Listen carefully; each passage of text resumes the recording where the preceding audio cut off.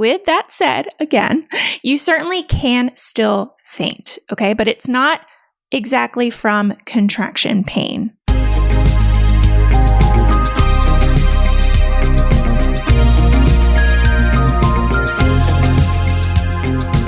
You're listening to the Mommy Labor Nurse podcast, where you'll gain the knowledge and confidence you need to erase the unknowns of pregnancy and birth and rock the newborn days like a boss.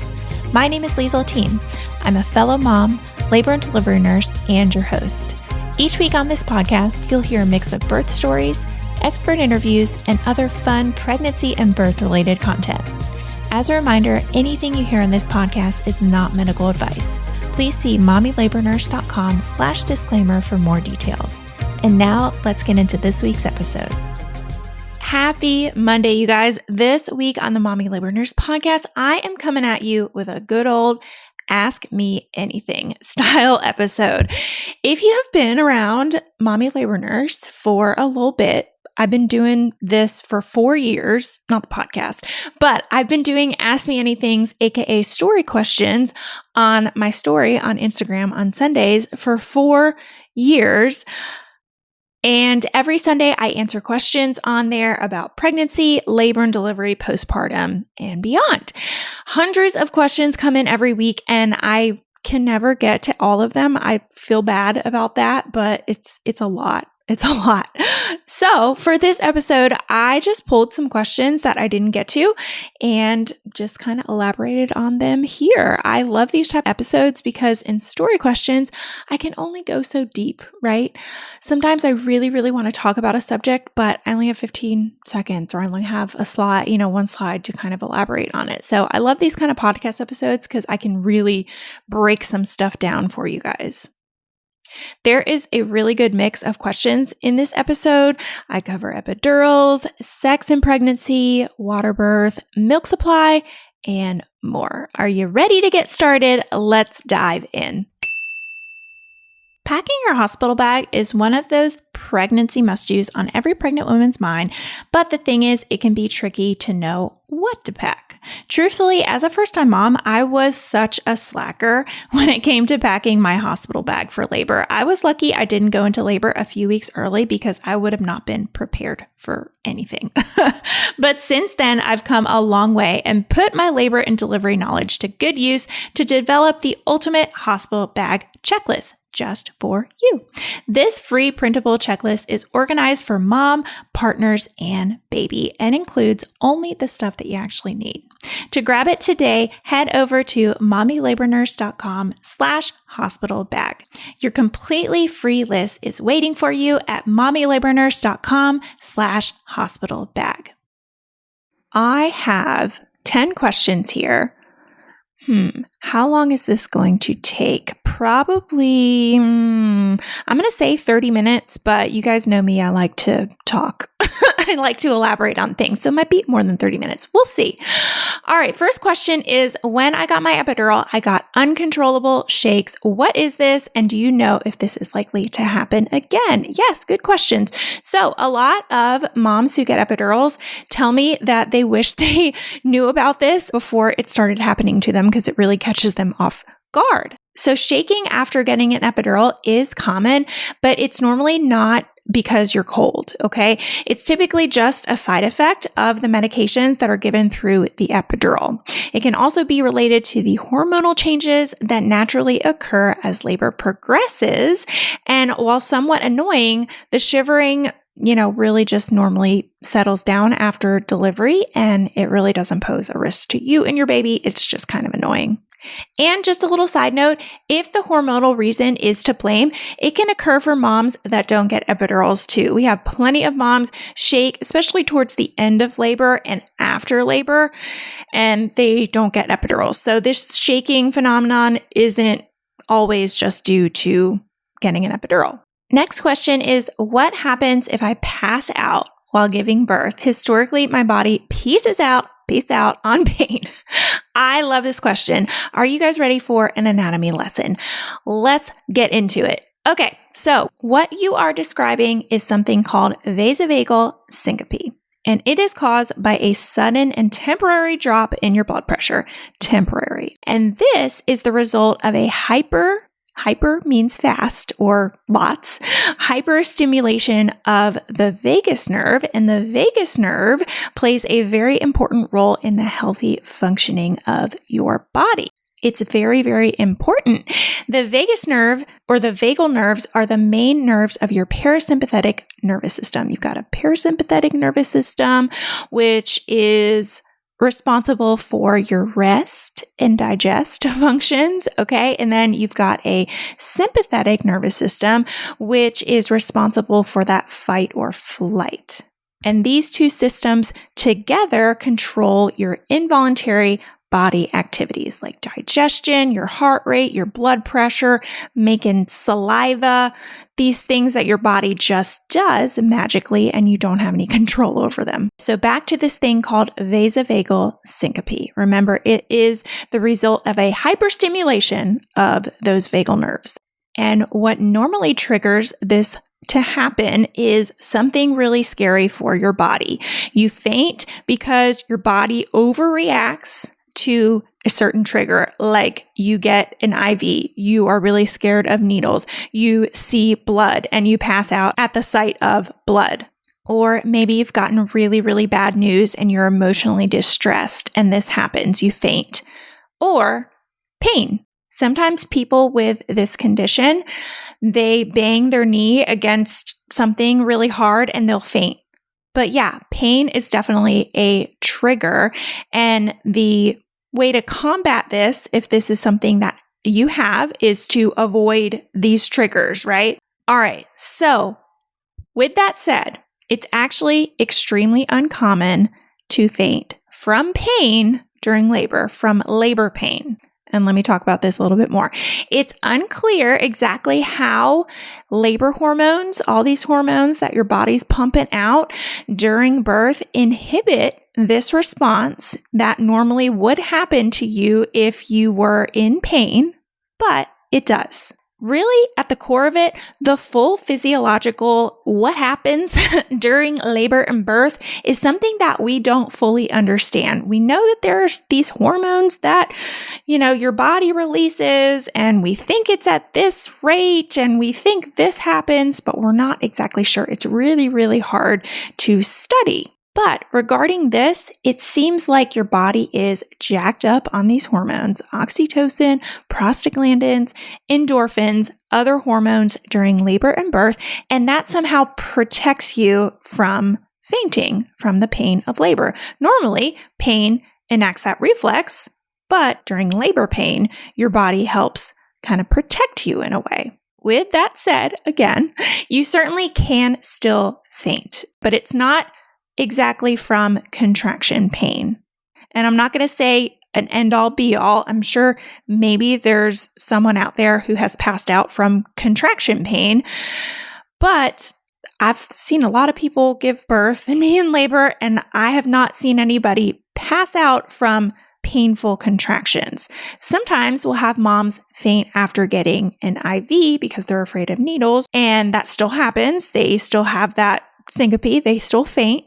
I've even had a patient who had a super, super crazy sensitive vagus nerve, one patient, okay, and she passed out a few times while she was pushing because straining while you're pooping, aka the same thing that you do when you're pushing a baby out, can stimulate that vagal response. But that was one patient out of many patients that I've seen, and she had this vasovagal syncope. So the answer to this question is probably not. But speaking of fainting, let me talk quickly too about why you could also possibly pass out. Okay. If something abnormal is going on with that blood pressure, your blood pressure tanks all of a sudden, maybe you just got an epidural, maybe you've lost a lot of blood for some reason, which causes your blood pressure to tank. Those types of things certainly can cause you to lose consciousness. But labor pain, because you have this condition, probably not.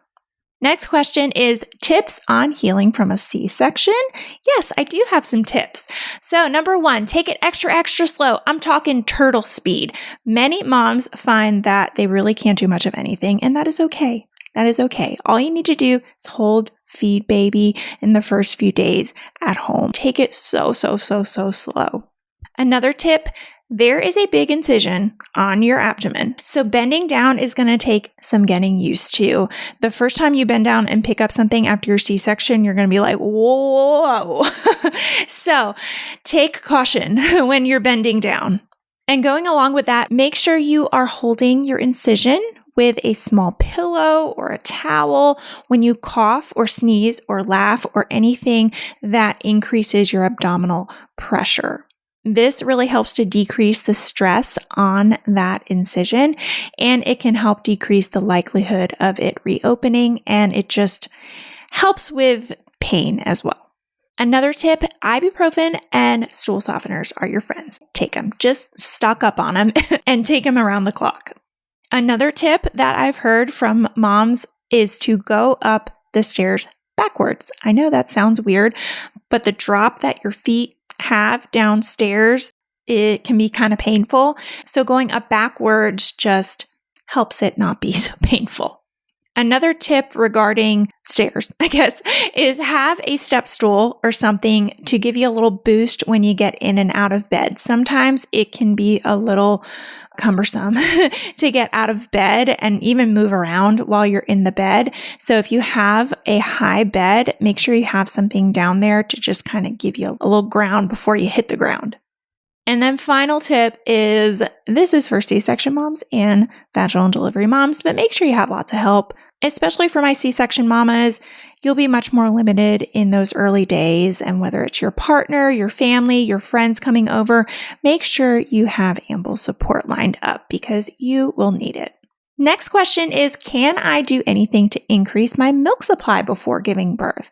Great question. So I always recommend you guys take a breastfeeding course wherever you decide to take one, whether it's an online one or at your hospital or reading some books. But education is going to be your best friend here. And then there's also this thing called antenatal hand expression that I actually just posted about on my feed the other day. And this is where you are harvesting colostrum, that first milk during your pregnancy while you're still pregnant. There are a lot of benefits to it, but one of the main ones is that it may help you avoid the early introduction of formula, which, hey, we love formula here too at Mommy Labor Nurse, right? But if you're trying to meet that exclusive breastfeeding goal and you have that early introduction of formula, sometimes it can be a slippery slope. So this antenatal hand expression is a great way to stock up on a little bit of milk while you're pregnant still and increase,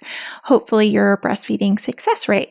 Regarding milk supply, there are no specific studies that I could find that say if you do hand expression, you will have a better milk supply. But we can only assume that stimulating things kind of before you really start stimulating things can only help. So to do this antenatal hand expression, you can begin it at 36 to 37 weeks with clearance from your provider. Talk to your provider first, and you can do it up to 2 to 3 times per day. Make sure you do freeze your colostrum in little syringes or in little breast milk storage bags if you get a lot. You certainly might get a lot, but make sure you freeze them because if you just put them in the fridge, they'll go bad after a few days. And also remember, not all moms produce colostrum prior to baby's birth. Some people do, but some people don't. So if you start to do this antenatal hand expression and you don't get any, don't stress. It's okay. It doesn't mean if you don't get any, you're going to have a really crappy milk supply. No, this is just a good way to kind of get familiar with those boobs and kind of start stimulating things. Another great thing to do is something that I love to share with my moms. It's called the 5-5-3. 5 minutes of hand expression, 5 times a day for the first 3 days postpartum. And this is evidence-based. There is a study, I believe, by Stanford Hospital that came out a while back that tested this method on moms of preterm infants that did this in the first 3 days of postpartum. And by a certain time frame, I think it was 6 or 8 weeks, they made more milk.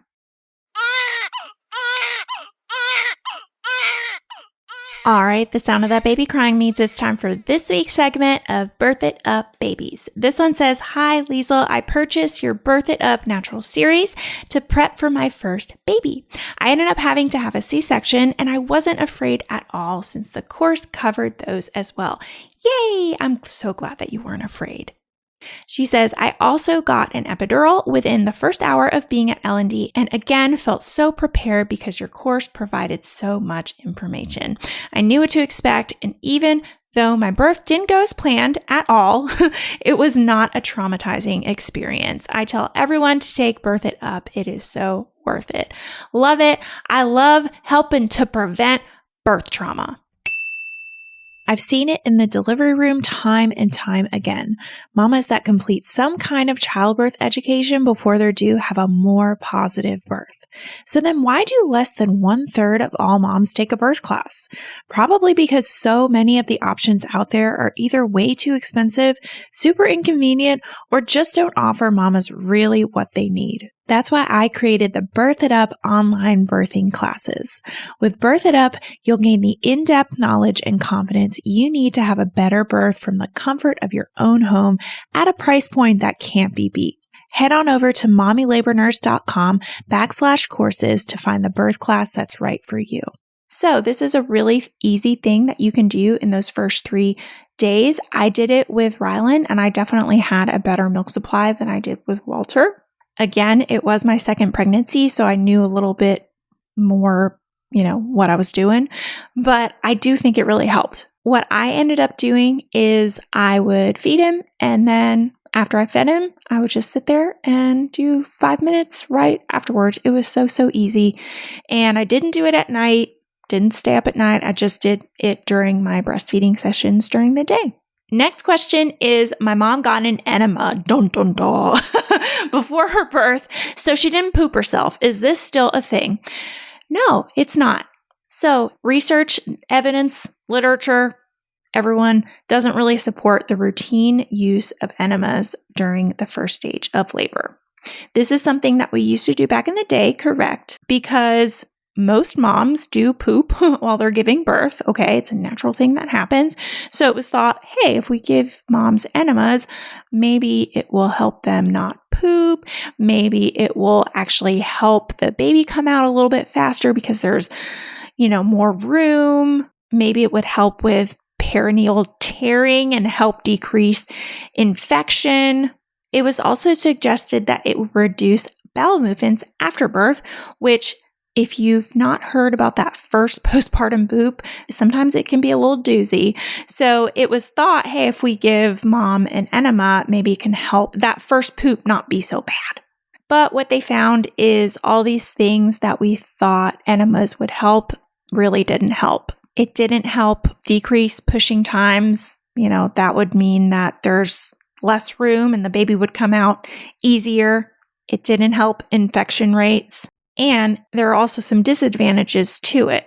I don't know if you've ever gotten an enema, but it's not the most pleasant experience in the world. And sometimes what comes out of you kind of stays with you for a little while. And it can be a very, very unpleasant experience. I'm just thinking about during labor, during contractions. So yeah, that was a big disadvantage, that it just sucked. And because you might still have this almost diarrhea come out of you, it could possibly increase the risk of infections. So no, we don't really do them anymore. Honestly, your body kind of naturally gives itself an enema sometimes before you go into labor. That's very, very common that I hear moms say, and that I definitely experienced both times, is your body just kind of cleans itself out. Next question is, will I feel a warning before my water breaks? How will I know? So you won't. There's not going to be anything that lights up in your body that says, hey, your water's about to break. But many women do report hearing a pop, like a water balloon pop. It's the craziest thing. I have not had my water personally break, so I can't speak to this, but I've heard this time and time again that moms will say, I heard something pop right before I felt this trickle down my leg. Let's also talk about a couple scenarios of what will happen when it does break. And sometimes it breaks for moms before labor starts. Sometimes it breaks during labor. Sometimes your provider will break your water during labor. Sometimes you have a baby still within the sac. That happens as well. But there are kind of two different ways that it happens. So all of a sudden, a big dramatic gush, like in the movies, it can happen. All of a sudden, you feel like you just peed your pants, but you didn't, and you can't control it at all. It's not stopping. Or it might be this thing called a slow trickle. You might say, did I just pee my pants? I'm not really sure. And then a few minutes go by. Oh, did I just pee my pants again? I'm not really sure. Similarly to the dramatic gush, though, it doesn't stop. It continues to come out, but it just doesn't come out as fast. Typically, the dramatic gushes, the holes in that bag are kind of down below. And typically, the slow tricklers are when your water breaks kind of above baby. But guess what? Both warrant a call to your provider. Even if you're unsure, you're like, I'm not really sure. I feel kind of embarrassed. I think my water broke. Guess what? I thought my water broke with my second one, and I came in and it didn't. It's a really, really simple few tests we can do to make sure that it didn't break. And yeah, if you ever are unsure, call your provider. Just get a quick little checkup, no matter if you are 41 weeks or if you're really, really early in your pregnancy too. Next question is, my partner and I had sex and I bled a little bit after. I didn't think that was normal. Is it? Okay, this is common because if we think about your cervix is very vascular. That means it has lots of blood flow to it. And anytime we touch it, manipulate it, it has a tendency to bleed a little bit, some more than others. And sometimes it gets touched during sexual acts, right? And we hear this a lot of times that mom will say, yeah, I had a little bit of spotting. Is this anything to worry about? Usually no, but it always is a good idea to let your provider know. If the bleeding is heavy, if it lasts more than a few days, or if it's accompanied by cramping, you have a lot of pelvic pressure, you have back pressure, contractions, fever, you're not feeling your baby move around as much, be sure, absolutely check in with your practitioner as soon as possible. But if you have just a little bit of bleeding, again, always a good idea to give your provider a heads up, but this is a common occurrence that we see. Studies do support the benefits of sex during pregnancy. So unless your provider has said, don't have sex during your pregnancy because XYZ, if you're having just a little bit of spotting and everything else is normal, don't let that scare you off from having sex because it has a lot of benefits. Next question is, do all hospitals have water births as an option? And do all hospitals have tubs?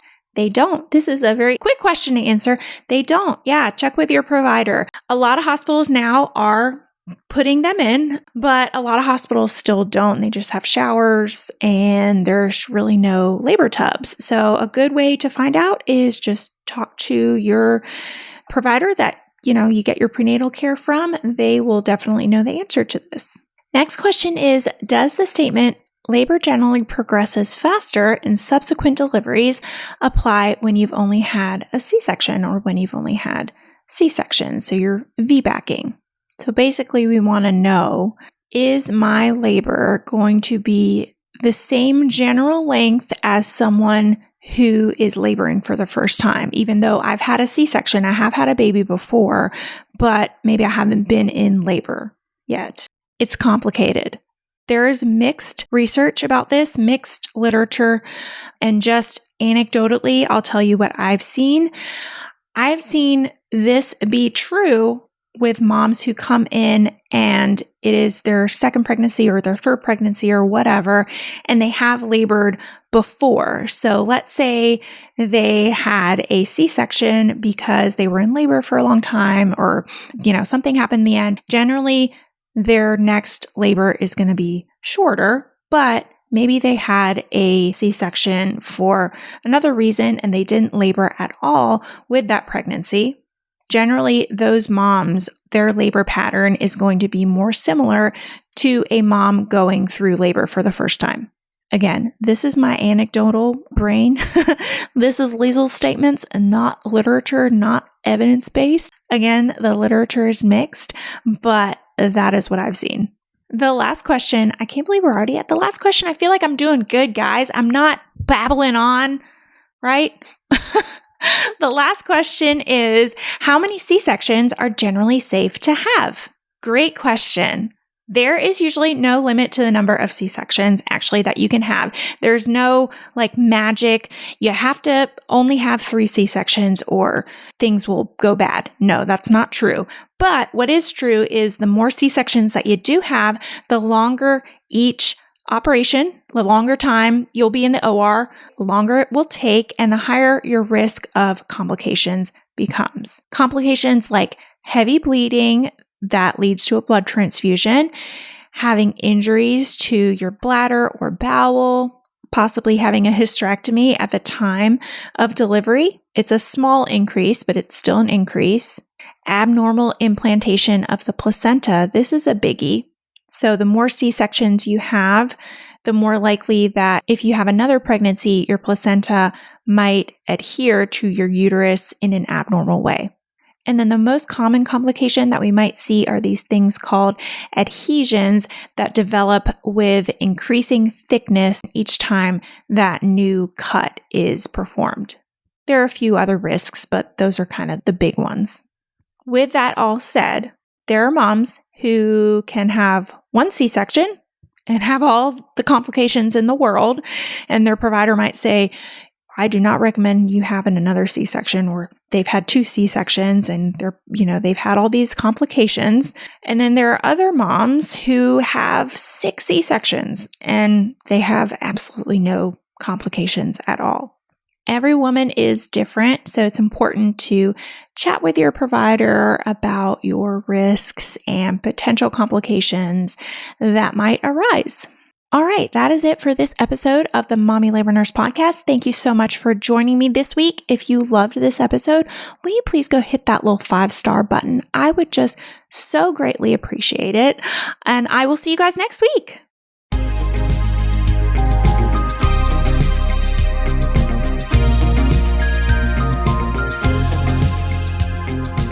All right, guys, that wraps up this week's episode. Thank you so much for tuning in and letting me be a part of your motherhood journey. It is truly an honor.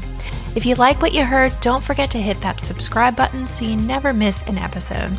And I love hearing what you guys think of the podcast. So if you're liking what you hear or you have a suggestion, I'd be so grateful if you'd go ahead and leave me a review wherever you're listening to help more mamas just like you find the show. What do you think? Are you starting to feel a little more confident about your pregnancy and birth? Well, if you want more, be sure to head on over to mommylabornurse.com/podcast for today's show notes and a library of episodes so you can keep getting educated before your upcoming birth. And while you're over there, be sure to check out the blog and learn about our online birth classes.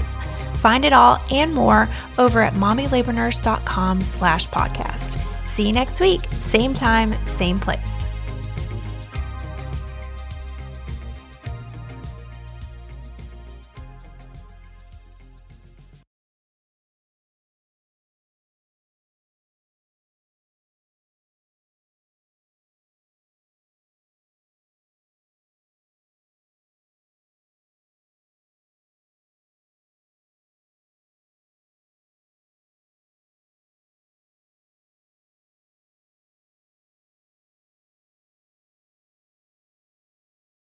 So yeah, that was a big disadvantage that it just sucked. And because you might still have this almost diarrhea come out of you, it could possibly increase the risk of infections. So no, we don't really do them anymore. Honestly, your body kind of naturally gives itself an enema sometimes before you go into labor. That's very, very common that I hear moms say, and that I definitely experienced both times, is your body just kind of cleans itself out. Next question is, will I feel a warning before my water breaks? How will I know? So you won't. There's not going to be any